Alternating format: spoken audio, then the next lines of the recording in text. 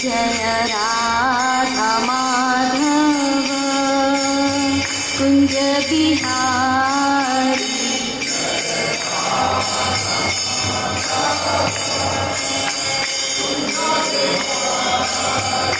जय राधा माधव कुंज बिहारी।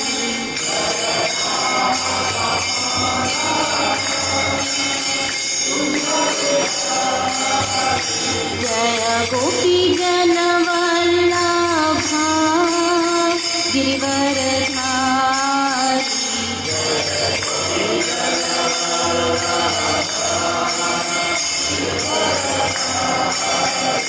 जय गोपी जन वल्लभा गिरिवरधारी।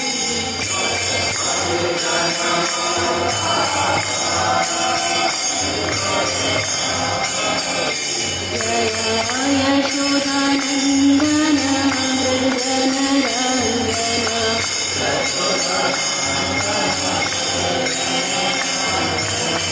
यशोदानंदन व्रजनरंजन।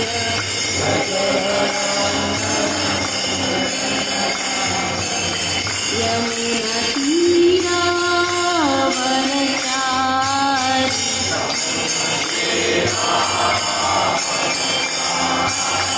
यमुना तीरावनचारी।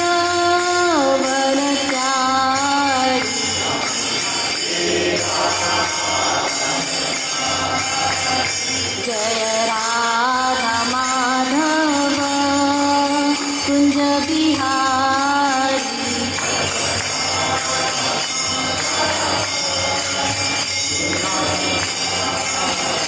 जय राधा माधव कुंज बिहारी।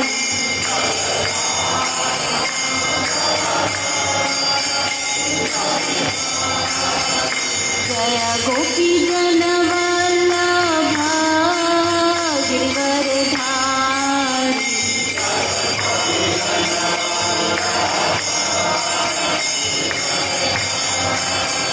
जय यशोदानंदन व्रज जनरंजन।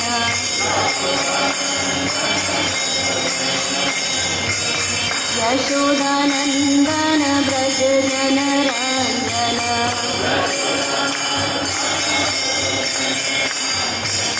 यमुना तीरावनचारी।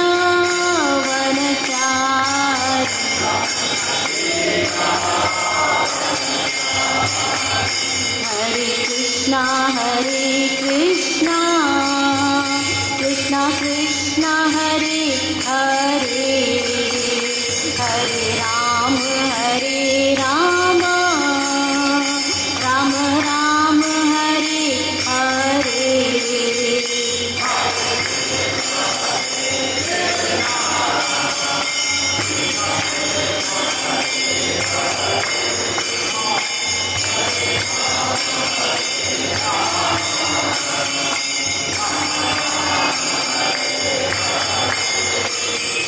हरे कृष्णा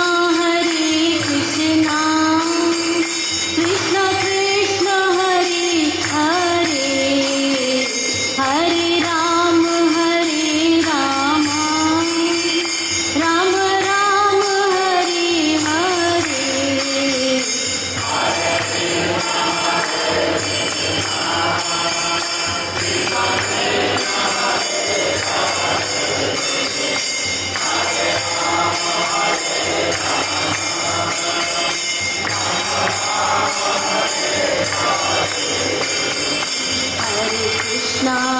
हरे कृष्णा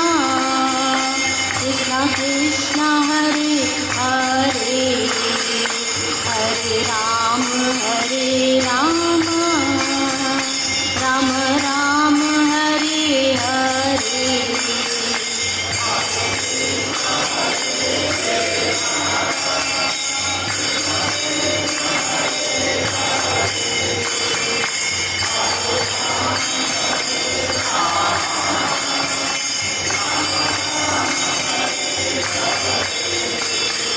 जय राधा माधव राधा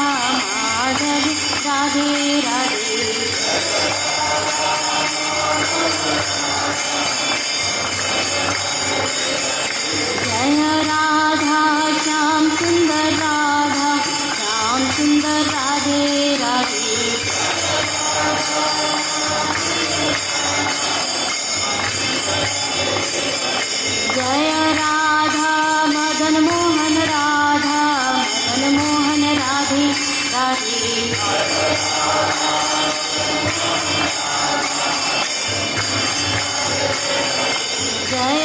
गौरानिताय जय गौरानिताय गौरानिताय जय गौरानिताय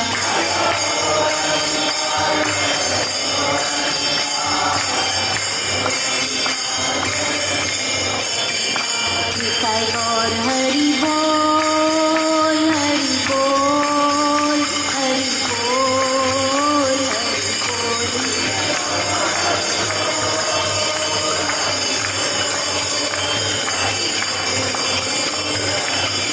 जय प्रभुपदा प्रभुपदा श्रील प्रभुपदा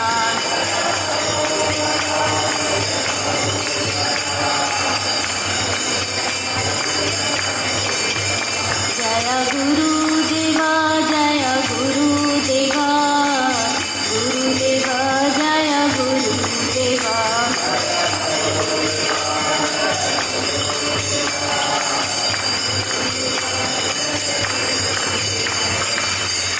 निताय गौर प्रेमानंदी निताय गौर प्रेमानंदी निताय गौर प्रेमानंदी श्रील प्रभुपाद की। ओम नमो भगवते वासुदेवाय ओम नमो भगवते वासुदेवाय ओम नमो भगवते वासुदेवाय नारायणं नमस्कृत्यं नरं चैव नरोत्तमं देवीं सरस्वतीं व्यासं ततो जयमुदीरयेत् नष्टप्रायेषु भद्रेषु नित्यं भागवत सेवया भगवती उत्तम श्लोके भक्तिर्भवति नैष्ठिकी। हरे कृष्णा। अंतर्राष्ट्रीय कृष्ण भावनामृत संघ की ओर से इस रविवार के साप्ताहिक कार्यक्रम में सबका स्वागत है। सबको हरे कृष्णा।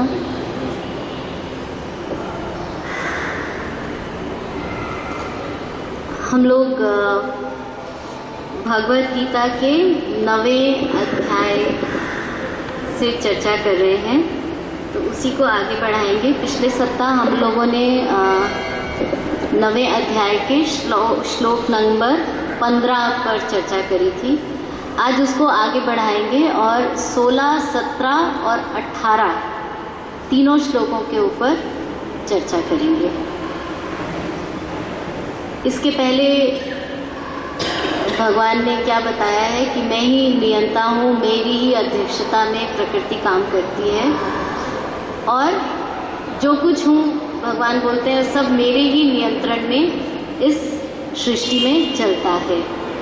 तो इसी को आगे समझाते हुए, क्योंकि हम लोग बहुत चीज़ों में डाउट करते रहते हैं, तो भगवान हर चीज़ बहुत क्लियरली समझाना चाहते हैं जिससे हम लोगों को अच्छी तरह से बातें ठीक से समझ में आए। तो जब समझ में आती है और हम लोग उसके बारे में कन्विंस्ड हो जाते हैं, तभी हम लोग उसको अपने जीवन में उतार पाते हैं। वरना क्या होता है कि डाउट्स रहते हैं तो क्लैरिटी नहीं होती, तो जीवन में उतारना आसान नहीं होता है।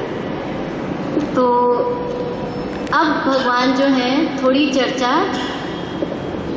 इसकी कर्म कांड के बारे में कर रहे हैं। कर्म कांड के बारे में कर रहे हैं, जो कर्मिक एक्टिविटीज़ होती हैं उनके बारे में कर रहे हैं।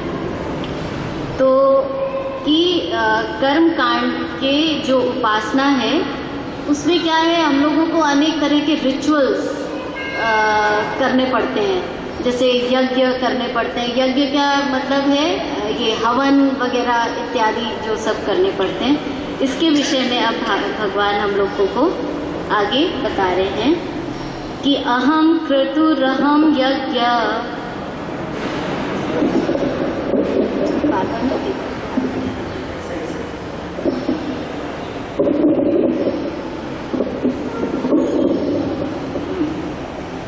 अहम कर्तुरहम यज्ञ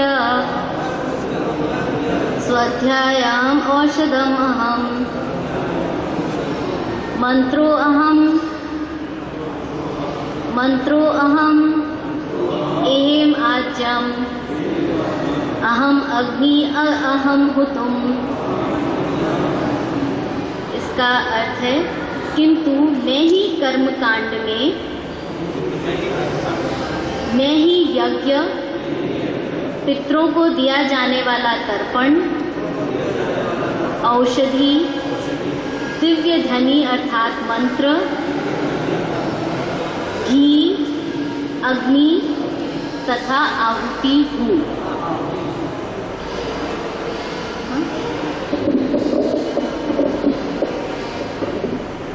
इसका तात्पर्य श्रील प्रभुपाद द्वारा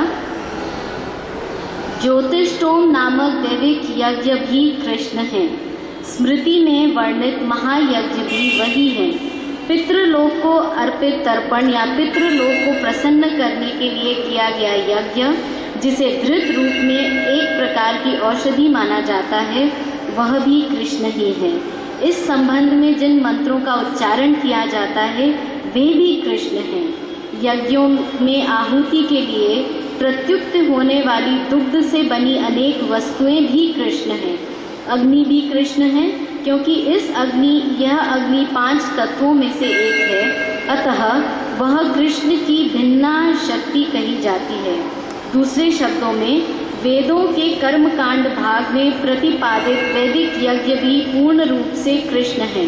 अथवा यह कह सकते हैं कि जो लोग कृष्ण की भक्ति में लगे हुए हैं उनके लिए यह समझना चाहिए कि उन्हें सारे वेद विहित यज्ञ संपन्न कर लिए हैं। ओम अज्ञानतिमिरन्धस्य ज्ञानाञ्जनशलाकया चक्षुरुन्मीलितं येन तस्मै श्रीगुरुवे नमः। श्रीचैतन्यमनोभीष्टं स्थापितं येन भूतले स्वयं रूप कदा मह्यं ददाति स्वपदान्तिकं। वन्देऽहं श्रीगुरु श्रीयुतपदकमलं श्रीगुरून् वैष्णवांश्च श्रीरूपं साग्रजातं सहगण रघुनाथान्वितं तं सजीवं साधुवैतं सावधूतं परिजनसहितं कृष्णचैतन्यदेवं श्रीराधाकृष्णपादान् सहगण ललिता शिवशाखान्वितांश्च। हे कृष्णा करुणा सिन्धु दीनबन्धु जगत्पते गोपेश गोपिकाकान्त राधाकान्त नमोऽस्तुते।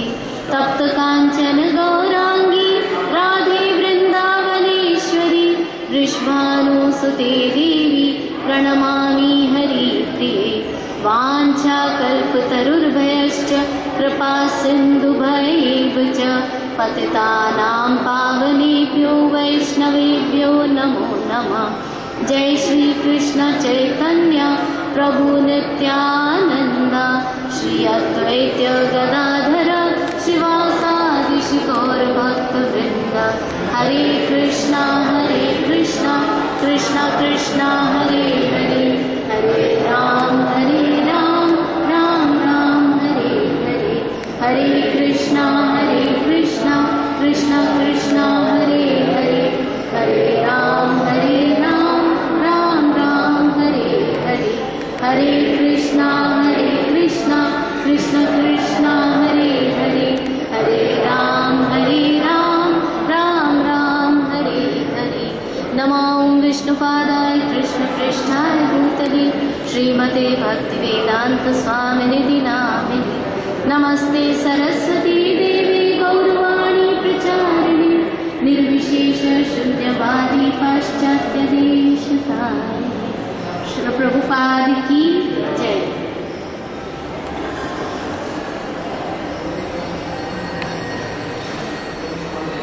तो बहुत क्लियर हो जाता है इस श्लोक में कि भगवान जो है यज्ञ में और सभी कुछ जो हम लोगों को चाहिए, यज्ञ जो हम लोग करते हैं इसको द्रव्य यज्ञ कहा जाता है। जो हम लोग हरि नाम करते हैं इसको हरि नाम यज्ञ कीर्तन बोलते हैं ना, हरि नाम यज्ञ संकीर्तन की जय। तो इसको जो भौतिक वस्तुओं से यज्ञ किया जाता है, इसको द्रव्य यज्ञ कहते हैं। तो भगवान क्या कहते हैं कि सभी कुछ मैं हूँ। अगर हम लोग ध्यान से सोचें तो जितनी भी वस्तुएं भगवान यज्ञ में हम लोग इस्तेमाल करते हैं, चाहे वो लकड़ी है, चाहे वो यज्ञ सामग्री जो वो जौ वगैरह वगैरह होता है, तिल होता है, उसमें घी होता है, ये सब कहाँ से आती है? ये सब प्रकृति से आती है। और प्रकृति क्या है?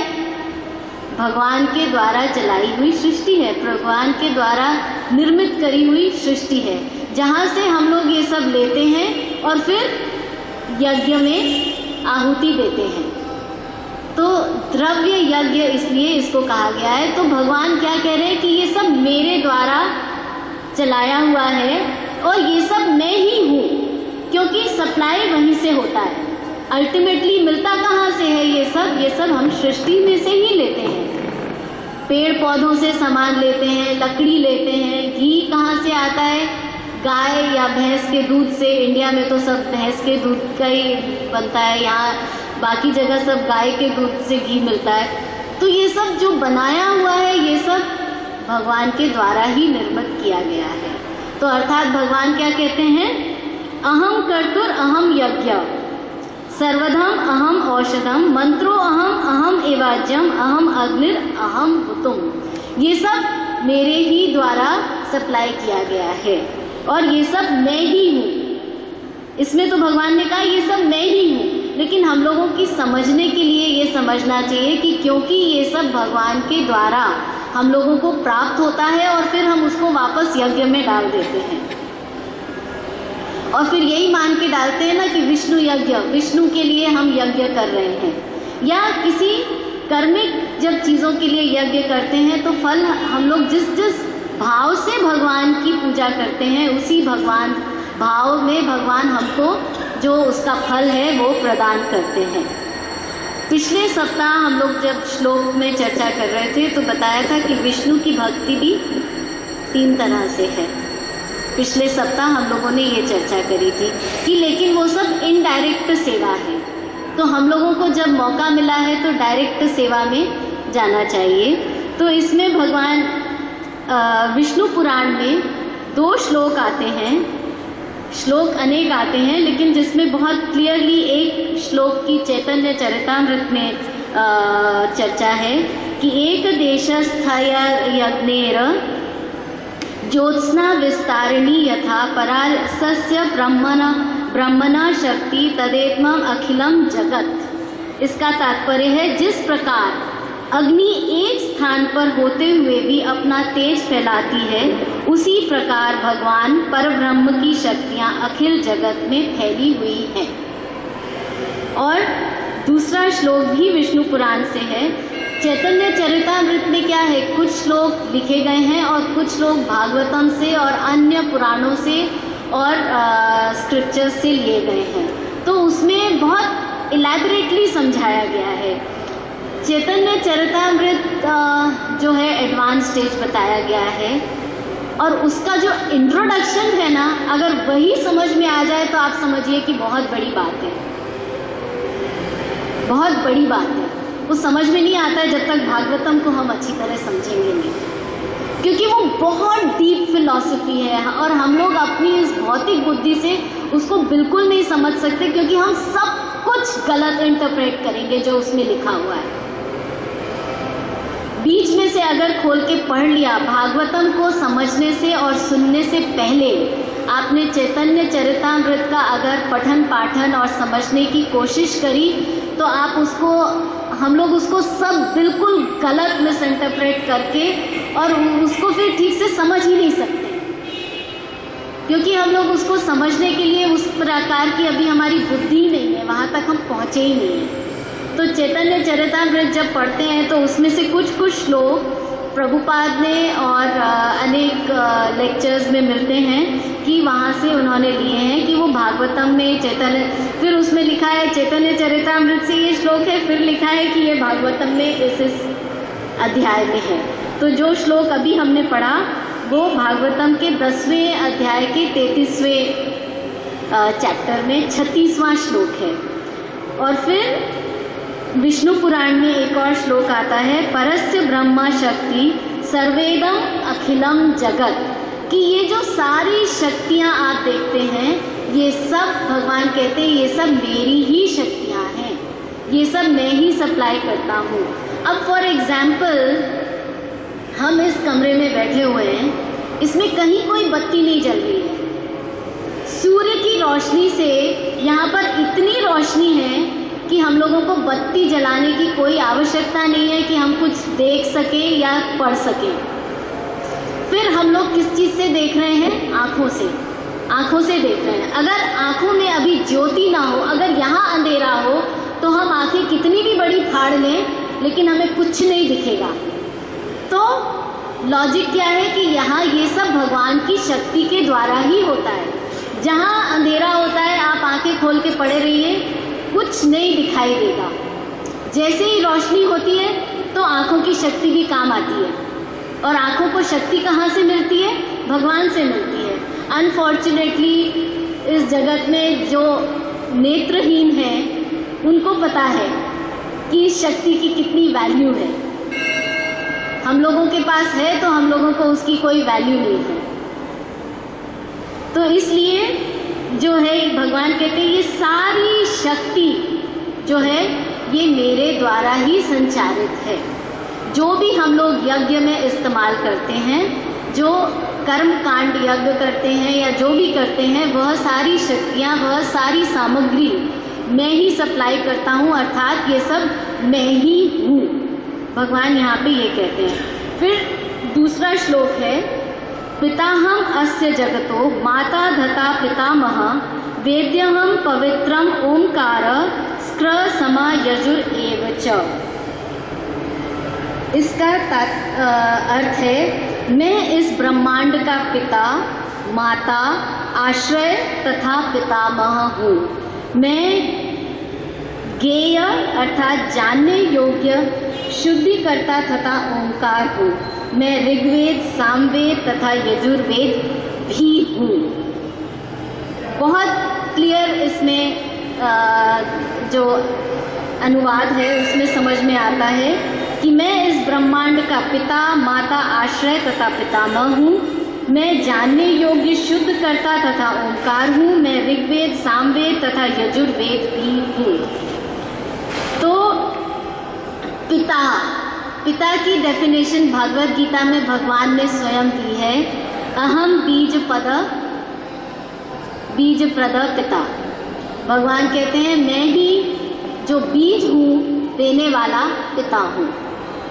तो ये शक्ति किसकी हुई? भगवान की शक्ति हुई। और बीज जो है वो अंकुरित